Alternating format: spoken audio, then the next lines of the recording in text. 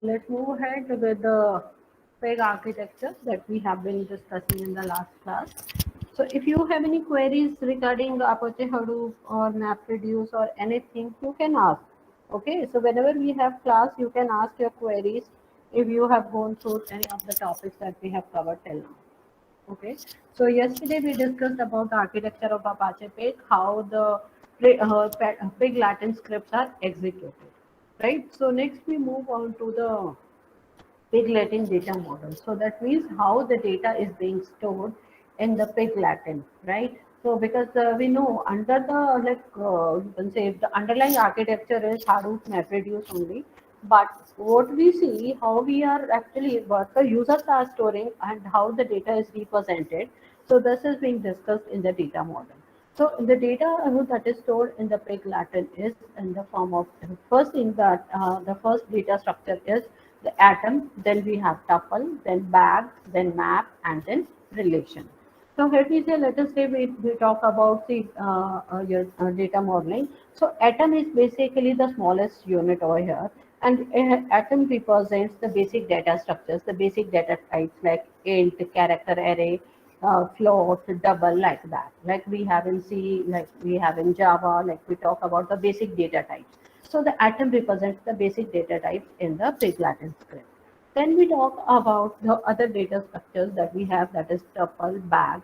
So here we can say this tuple is basically represents the uh, you can say the row of a particular table. So we will be comparing, since we are aware about the SQL databases and we know what is how the data is represented in the relational databases. So corresponding to that, we are going to understand what is a tuple. Tuple is not a new word. You are already aware tuple represents a row. And then bag is a new word. Bag basically represents a relation. A relation, or we can say it is basically a table. So here we can say this is kind of relational data structure, that is the data that we store in the form of a bag. And the bag is a collection of tuples. And on the top, the columns basically they represent the fields. So by default in the Pig Latin script, if there are no fields defined, in that case, it uses the indexing value in order to extract the values from the corresponding location or of the table. And moreover, it is also, you can say, because it has to deal with Pig has the ability to deal with all kinds of data, whether it is structured, whether it is semi-structured or unstructured. So you can say this schema is very flexible. If you specify anything, if some values are missing or some values are not there, still you can store the data. It can ingest any kind of data in the Pig Latin, right? So now from this picture, it is very much clear that the bag is a collection of tuples, and each row is known as a tuple, or each row represents one tuple. So this is how the data is stored in the Pig. So here the same thing has been specified. So how do we represent when we have to write the script? How do we represent that? A tuple is represented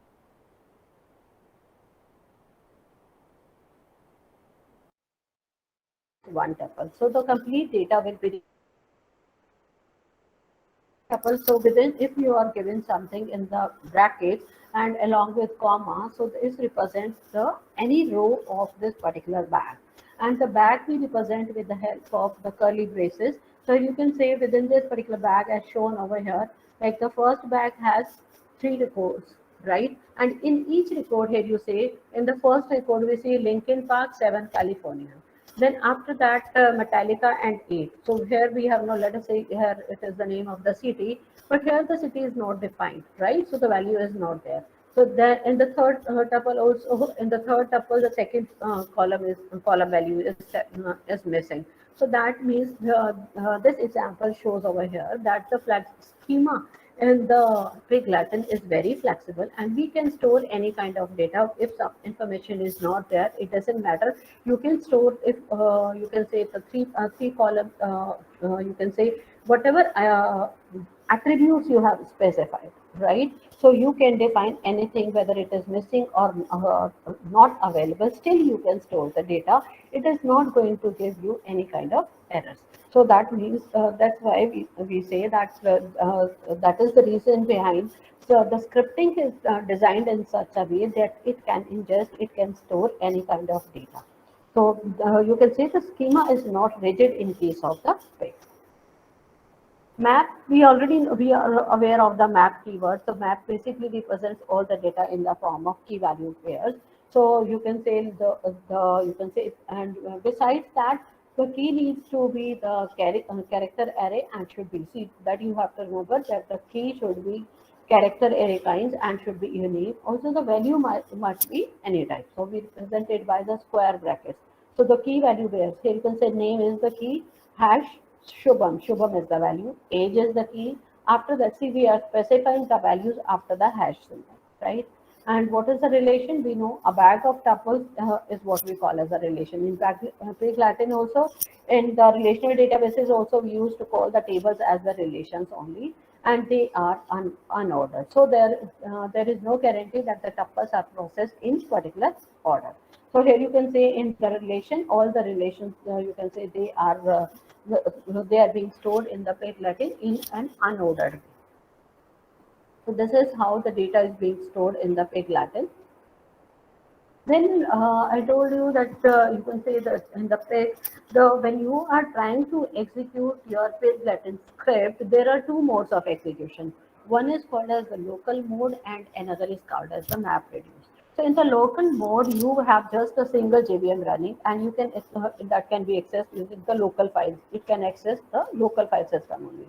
And but see, if you are working in the local modes, it is suitable only for the small data sets and quick typing. That means the simple small scripting you want to execute. And all the available files are installed and run on your local host and the local file system only. So when we have to do that particular task, so in that case, we were in the terminal, I wanted to show you. Let me see started. Yeah. So for execution of peg also, right, we are going to open the terminal in the Cloudera, and you just have to write the peg if you just want to do this particular task, and it will take you to the grunt. Grunt is what the execution environment, the shell for executing the peg command, right? So here you can say that you can write over here peg local, right? So here it will go for the local. Okay, we have to go back to the Cloudera.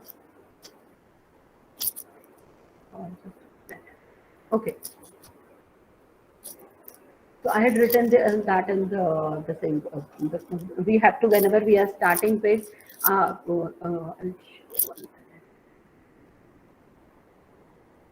Right, page.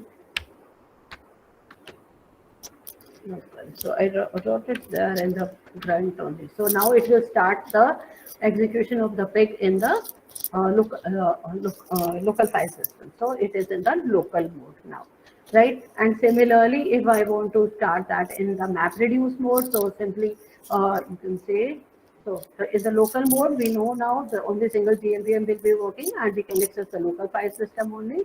And if we have to work in the MapReduce mode, we have to change the command. So what is the difference between the local mode and the MapReduce mode? We know if we want to process the large amount of data, that means if we want to process large amount of data using the pig script, then we want to switch over the working of the pig using the Hadoop, right? So we are going into the Hadoop mode when we are using the MapReduce mode. So it is basically considered as the default mode over here, and you can say all the pig script will be executed. You can say all the pig commands that we are trying to write or pig script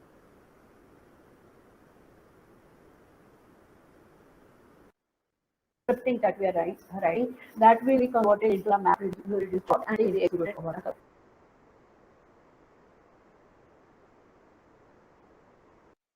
all the complete script, the complete data analysis that will be performing. So it can be executed against the sandwich distribution, Hadoop installation also. So you can see it will be presenting all the input and the data on the HDFS only when we are working with a MapReduce mode. So here you can say whether you when we simply write page or we write X MapReduce. So here you can see, and we did it over here. So when we have written the X local, so that means we have started in the local mode.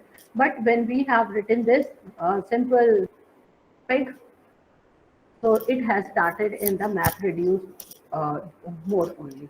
So by default, you can say whether you write pig or you write dash X MapReduce, it will start a pig shell in the you can say the MapReduce form. So by default, it is the MapReduce. Then, yeah, I have already told you that we have three different ways to execute the fixed program. One is the interactive mode, as we have seen that using the grunt shell, we can use this particular shell as I have started. So we can use this grunt shell to use the peg in the interactive mode. Now, since we can, we have seen where we just have to open the terminal in the Cloudera, and then when we write the peg command, we are able to start the grunt shell, right? So you can say now after we have started with the grunt shell, we can execute the pig script over there. Then the second mode that we have is the batch mode, where we run the pig in the batch mode using the pig script. So what we will be doing, we will be opening, we can use any of the editors, like over here what we have. So here you can go to the like here.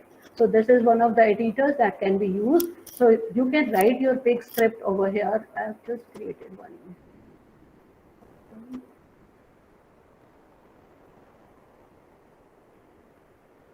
Created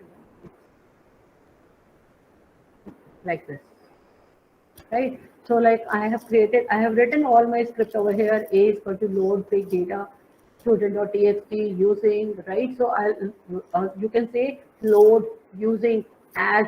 These are the scripting syntax for loading the data from the, you can say, if you want to load the data from the HDFS environment into the big storage, and you have to represent how the data will be represented. Here we have the ID in the form of integer, name in the form of character array, then roll number in the form of integer, then cities in the form of character array. And then we have another command, dump 8. So dump command is used to show the output on the screen. And if you want to store the data in the file, you have to use the store command. So here you can say this is the script file is stored in the form of, you can say its extension is going to be notepad. So you write any code in the VI editor and you can just save as file save, and after that you can like if you write file save as, you can specify myscript.peg or any of the command your name you can specify with the extension peg, and that will be stored over there in the Cloudera environment. And after that we have to follow the instructions so that we are able to execute these files.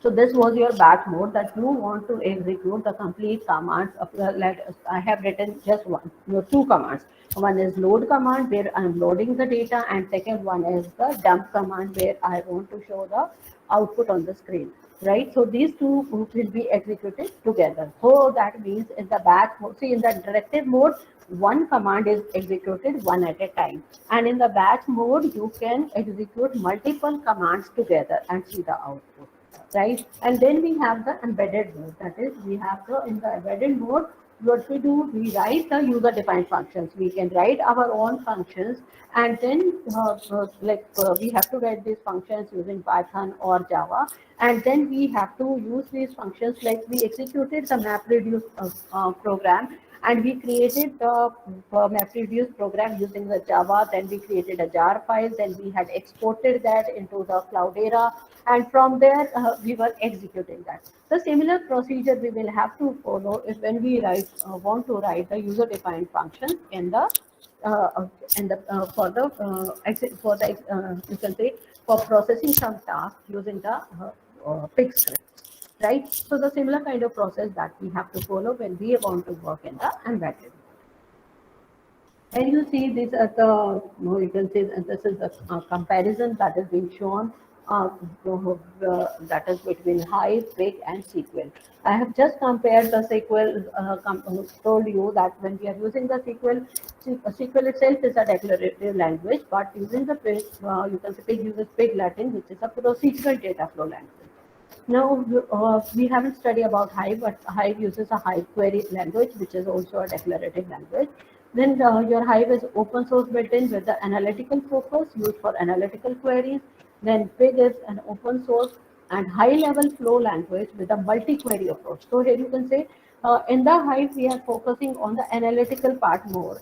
And in the Pig part, we are focusing on multi-query approach when we want to execute the multiple queries. And your SQL, that's a general purpose database language for analytical as well as a transactional queries. It was Hive was developed by Facebook, your Pig was developed by Yahoo, and the SQL was developed by Oracle. Then your Hive, this is mainly, you can say it is more suitable for the batch processing or OLAP kind of task. Then Pig is suitable for complex and nested data structures. And SQL is the whole world is using the SQL, so business demands for fast data analysis when we are talking about SQL. And you can say Hive is mainly meant for the structured data. In the Pig, it is more of structured and semi-structured data. And in the SQL, we are using the relational database management. Then it is all of these three, Hive, Pig, SQL, all these three are compatible with the MapReduce. And you can say in the Hive, there is a support for the schema for data insertion. So it doesn't support any schema. So since it doesn't support any schema, it is able to handle the semi-structured data also. So, but you can see the Hive as well as the relational data, that is your SQL, both are meant for the more or less structured data only. So they, whenever we have to deal with the structured data, then schema plays a very important role. And SQL is strictly support schema for the data storage. So mainly Hive is mainly used by the data analysts, Pig is mainly used by the researchers and the programmers, and the SQL we know that is used by all the data analysts, scientists, and programmers because still in the world we have huge amount of data that is basically structured. So along with that, the structured data we have to, because if you talk about all the banks, the complete banking system is using the structured data only. It is not using any of the unstructured data. So we have to deal with such kind of data, and for dealing with such kind of data, you can say Hive is another option. We will be discussing in detail how to use the Hive and for what purpose we are going to prefer Hive over the SQL. So as I told you, the smallest unit in the data model of your Pig is the atom, and we have the various data types which are supported over here. So here you can see the simple data types which are atomic. You can say int, long, float, double, big integer, big decimal. Then these are for the numeric. Then we have non-numeric like character array, byte array, boolean, and date and time. Then we have the complex data types. So complex data types are basically the sets like tuple, brag, and map that we have already discussed. Then besides these data types, we have various operators, or you can say the various commands. In this, when we are writing the script, what we use to call the commands over here in the various languages, we call them as the operators over here.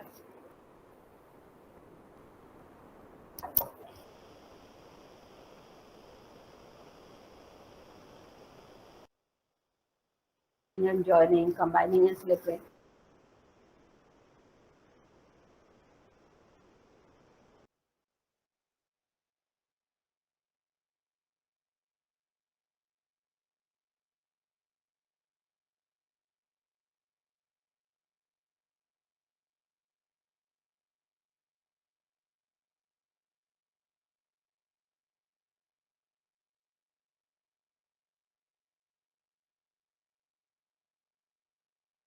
And create a file, and after creating the file, like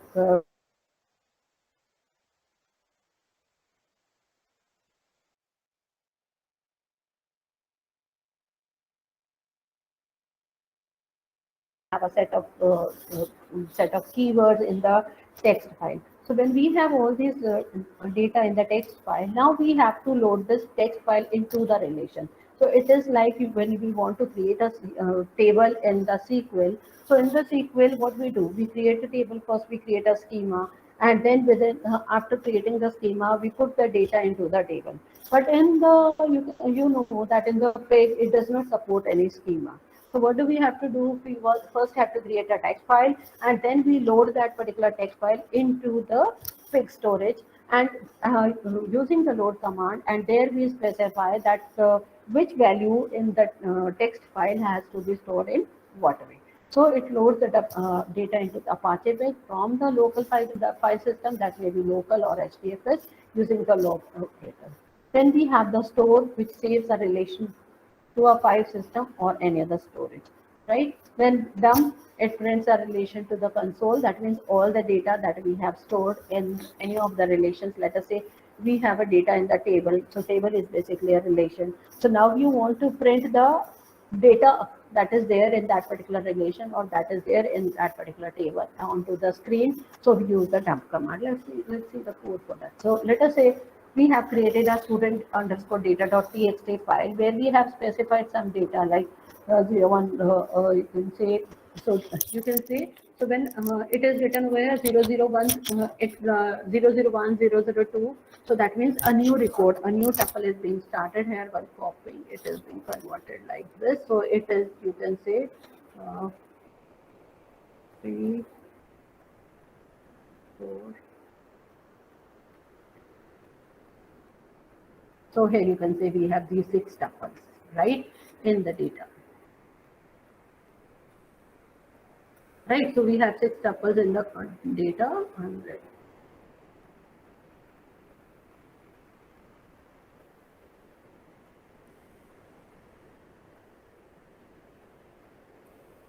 Right, so we have 6 tuples in this particular data, right? So now in the data file, that is the student underscore text file, we have the data. Now we want to load that particular data. So what command are we going to write over here? Here you can see. So what we are doing, it is the local file system. Here you can specify the complete path of from where the student .txt file is stored. So what is the, see, this is the shell for the pig script. So student is the name of the relation, we can say, right? So we want to create a relation with the name student, and in the student table, we are going to store the data. We are using the load operator. So we are from where, so this is the source and this is the destination. So what we are doing from the source, where the student underscore data.txt file is stored, what we are doing, what we are using the pig storage, and this is you can say this is a procedure to specify this. And after that, see this, as your pig script is very case sensitive, you have to write, if something is specified, any operator is specified in the caps, you have to specify that as the caps only. You cannot specify that in the small letters. I have, by mistake, I have written as in the small letters, but you have to be careful. It is case sensitive. And after that, see, after as, so how it has to be stored. So here you can say, if in this particular data, how many options we have specified. ID, right? And after see ID colon int. So here it is the, we are specifying the ID is in the form of integer. First name is character array, last name is also character array. So after specifying the name of the field, you are using the colons, and after the colons, you are specifying the data type of that. So phone is also character array, and city is also character array, then square brackets, and after, sorry, not round brackets, and then semicolon. So when after that you press enter, and then you can see after that we can use the dump command in order to print the output on the screen. Now here you can say, now the store the relation in the HDFS directory. Let us say if I want to store, so rather than printing, you can say after that, let's say I want to store, we have created one relation, that is student, and now I want to store this student relation using the pig storage into a particular directory. So I have stored, so using the store command, we can do that, store student into pig underscore output, and using the pig storage. So what we are doing, so whatever data has been stored in the student, now it will be stored into the pig output. So this is how we use the store operator, right? So this is the diagnostic operator. Then we have the dump operator, which is used to show the output on the screen. So when we use this dump student and semicolon, then it will be showing the output on this particular shell, and it will be showing you all the records which were stored in the student underscore data.txt file, because now they are part of this relation. So in the student relation, the same data is being stored. Then you can say when we use, we can also use the describe operator, which is describe operator.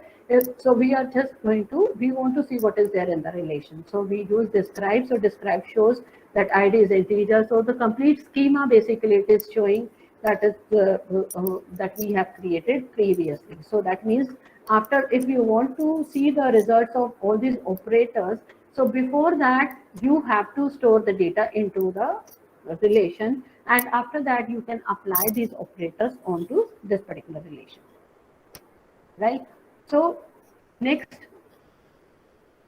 here you can say we have a explain operator. Basically, this operator is used to display the logical, physical, and the all kinds of relations over there. So the way, the complete plan, the logical plan, the physical plan that is there, that is working behind us a particular relation when we have created a relation using the fixed.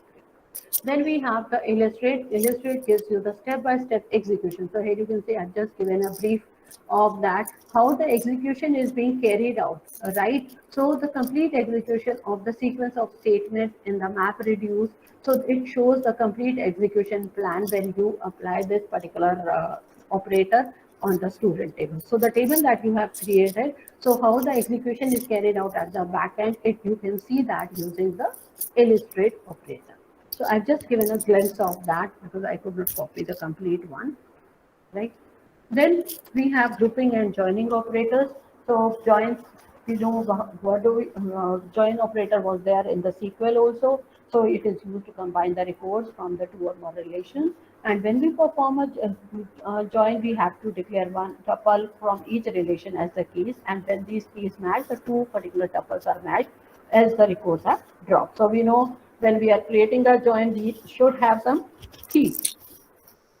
Without any common key, we cannot join two relations. And the core group is used to group the data into one or more relations. So here you can say using join, we are combining the records, and using the core group, we are combining the relations. So this is how you write. So when we have the group data. So this is the group underscore data is a user defined name. You can specify any name of the relation into which you are storing the data, right? So here you can say like when we are using the uh, group student details by age. So what we are doing, we are grouping them by the age. So you can say that we will be executing, we will be creating we will be able to see the complete grouping of the data using the age attribute. Then we have the cross operator, which creates a cross product of the two or more relations.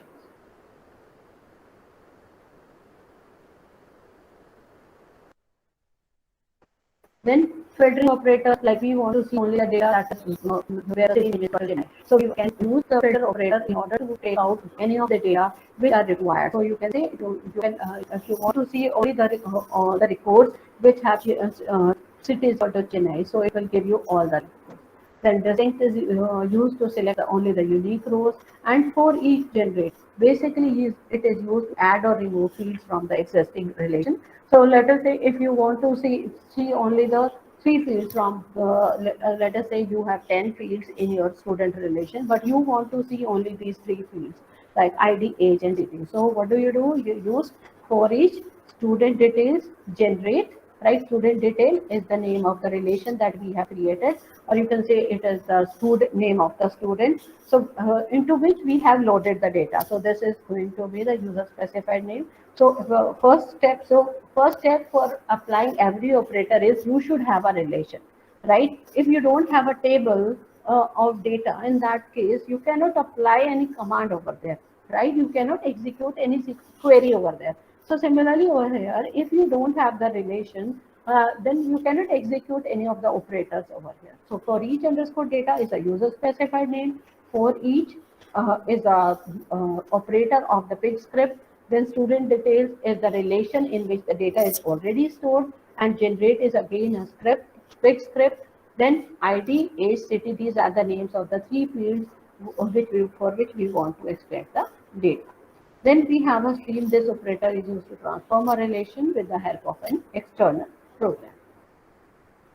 Then sorting and combining operators, order sort the relation by one or more bits. You want to perform sorting, then limit the size of the relation to the maximum number of operators. Union combines two or more relations into one, and split is used to split a relation into two or more relations. So these are the various operators that we have in the pig script that we will be discussing in the next class. So I've shown you how do we do that.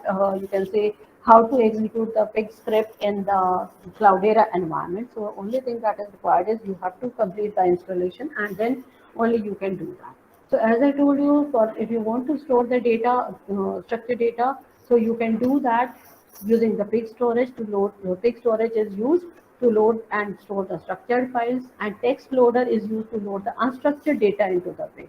Now to load and store into the pig, you can say the machine readable format, you will be using the bin storage, and if in Latin, you can also load and store the compressed data using the handling, you can say using the various handling, compression handling mechanisms.